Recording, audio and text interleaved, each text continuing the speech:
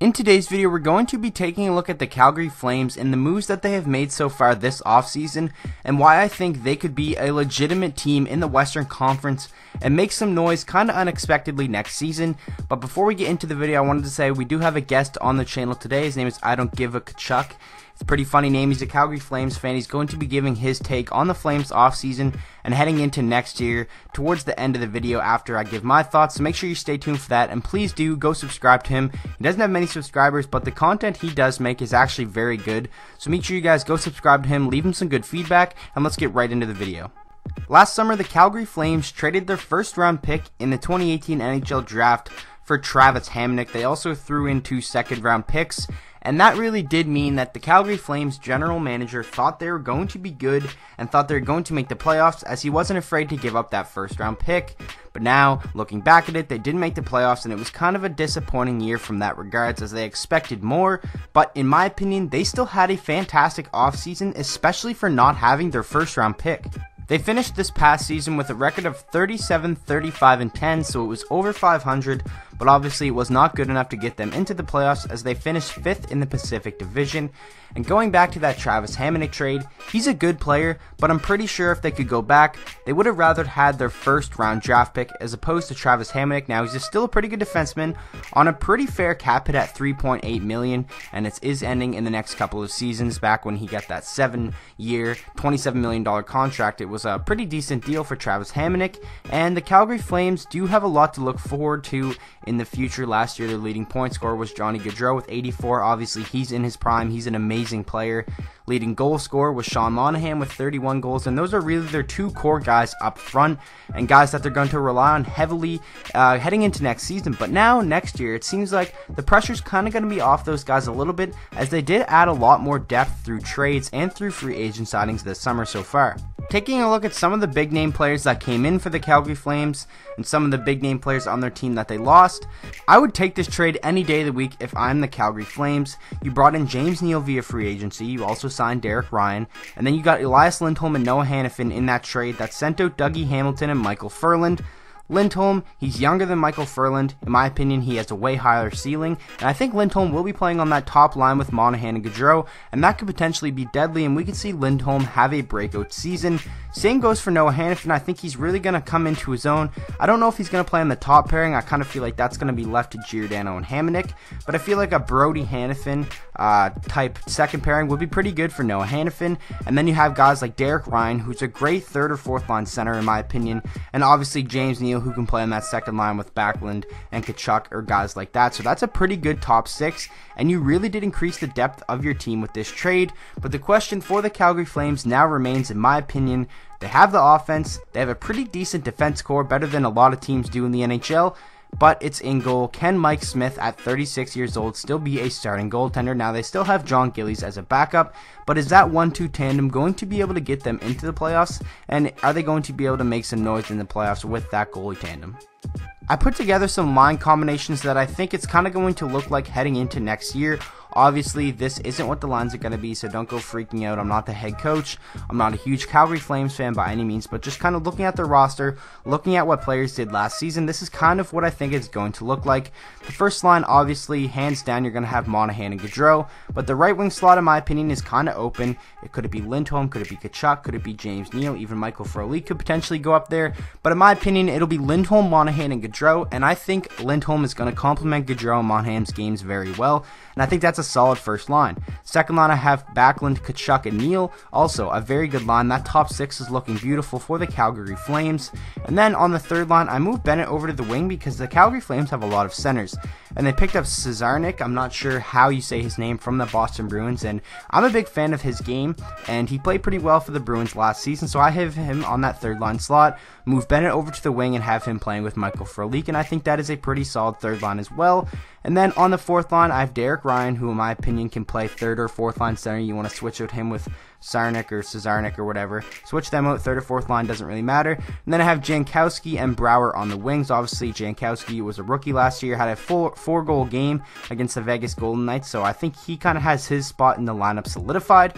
guys who I think could potentially be moved out and guys who could be moved in. I think Cesarnik is a guy who could potentially get moved out. Troy Brouwer is another guy who I think could be pulled out of the lineup and be interchanged with some of the guys I have down at the bottom who I have interchangeable above, because I think Curtis Lazar definitely has a chance to be a full-time player in the NHL.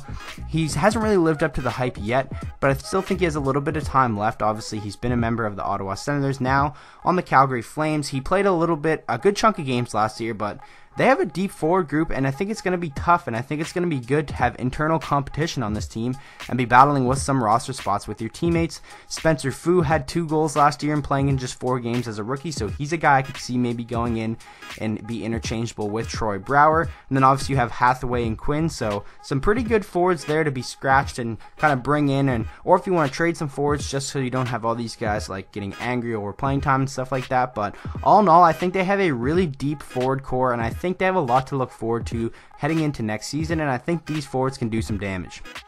And lastly, before I hand it over to I Don't Give a Kachuk, we're going to take a look at the defense pairings that I put together. I kind of already touched on it earlier talking about Hanifin, but in my opinion, it's kind of settled the 6 guys who are going to be in the lineup: Giordano, Hamonic, Hanifin, Brody, and Kulak and Stone, and then obviously Smith and Gillies in goal. And that's kind of the question mark for me.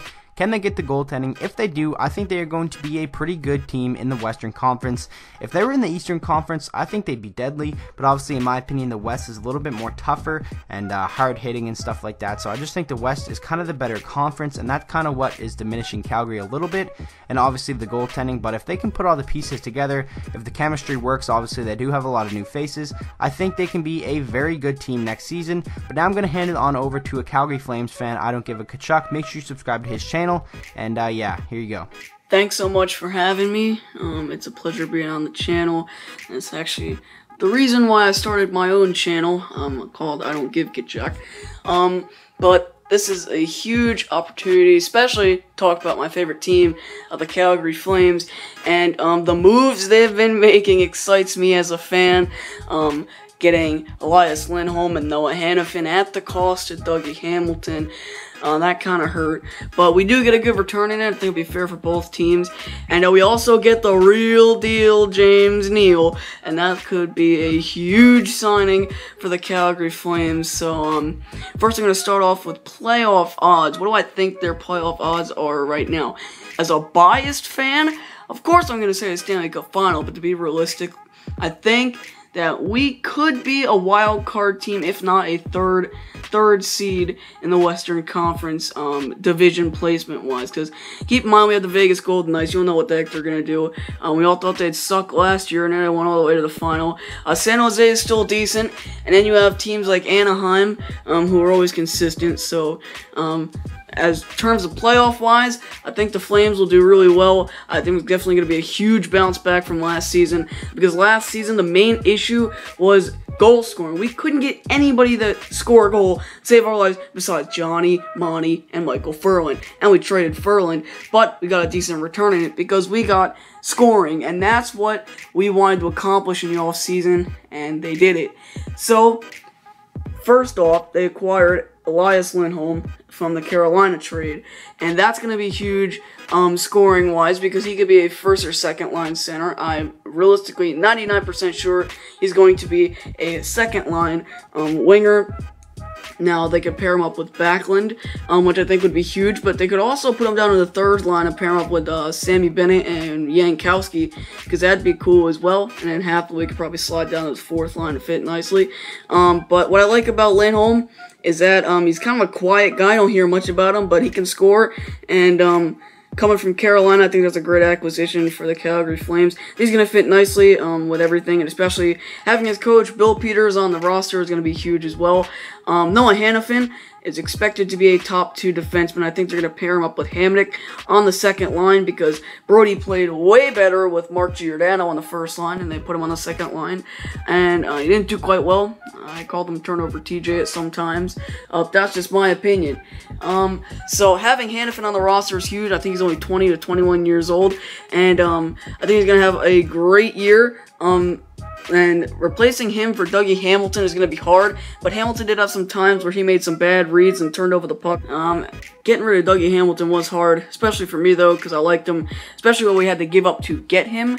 So next, free agent signings. I think they did a great job of acquiring depth pieces like Zarnik. I think Zarnik's going to be huge for the Calgary Flames. I think he was only 2 goals away from being the leading goal scorer in the entire AHL, I think. We also got Alan Quine from the New York Islanders. I think he's going to be a pretty good depth winger. Probably going to spend some time down in Stockton.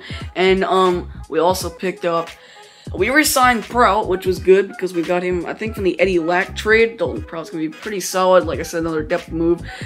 Derek Ryan can join the Calgary Hurricanes because apparently we're trying to get the whole roster. No, I'm just kidding. But Derek Ryan is going to be a good 4th-line center.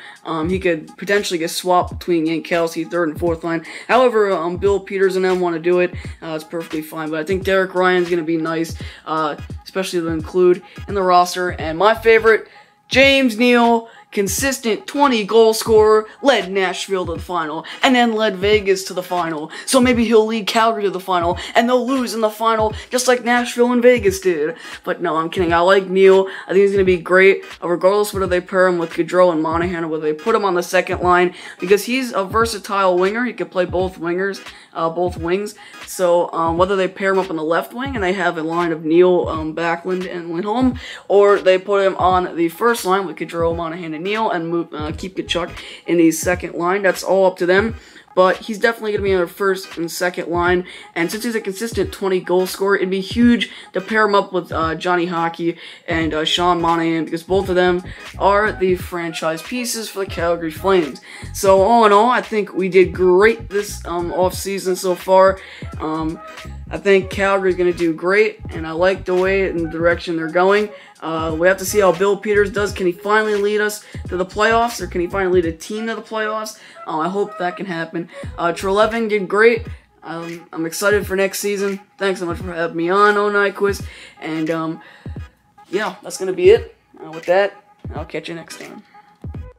So that is going to wrap up the video. I really hope you guys did enjoy. Make sure you go subscribe to I Don't Give Kachuk. I'm going to link his Twitter and his YouTube down in the description below. So do me a favor, go subscribe to him. Leave some good feedback on his videos. I wouldn't collaborate with him and tell you guys to go check him out if I didn't like his content. So with that being said, I hope you enjoyed the video. If you did, please make sure to drop a like on it and subscribe to the channel for daily NHL content. And I'll see you guys all in the next video.